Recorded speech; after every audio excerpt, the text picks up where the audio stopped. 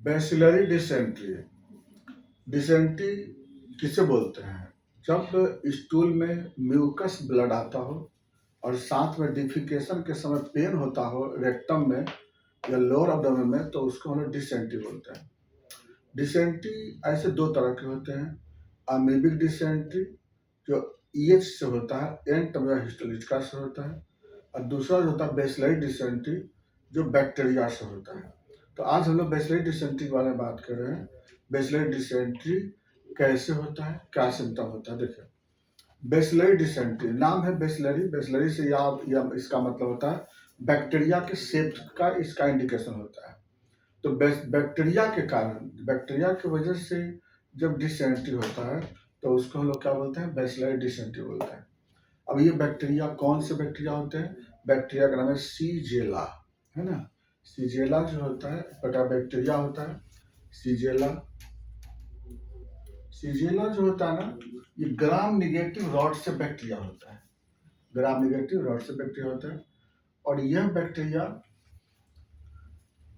चला जाता है कंटामिनेटेड फूड वाटर के द्वारा, जीआईटी में चला जाता है। कंटामिनेटेड फूड वाटर के द्वारा यह बैक्टीरिया जीआईटी में आता है। जीआईटी में गैस्ट्रिक पीएच के बढ़ जाने के कारण यह बैक्टीरिया आसानी से क्या होता है ना, इंटेस्टाइन में चला जाता है। वह एसिडिक कम हो जाने के कारण फिर बैक्टीरिया चला जाता है कोलोन में। कोलोन में जाने के बाद वहाँ म्यूकस लेयर से अटैच करता है, वहीं पर वो इन्फ्लामेशन करता है, और लगभग 1 से 3 दिन के बाद, इसका इंक्यूबेशन पर 1 से 3 दिन होता है, उसके बाद वहाँ पे इन्फ्लामेशन करता है। वो इन्फ्लामेशन की वजह से वहाँ पर म्यूकस पास करता है।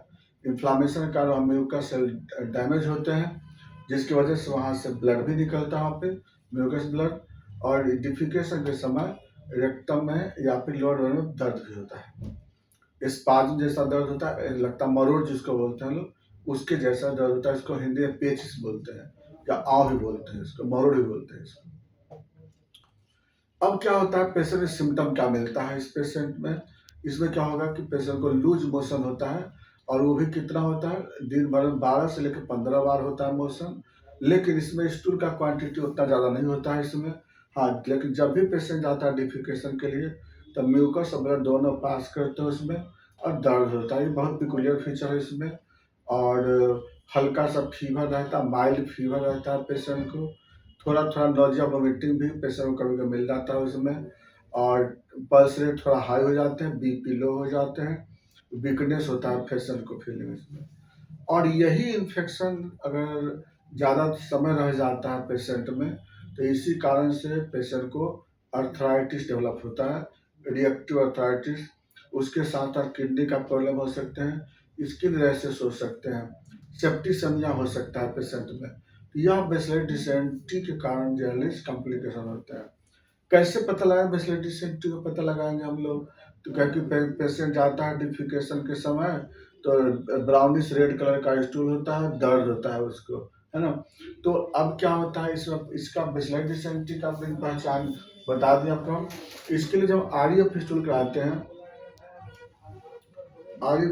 हैं, तो उसका जो कलर होगा रेडिश ब्राउन होगा आपको, रेडिश ब्राउन कलर होगा आपको, पहला चीज उसमें।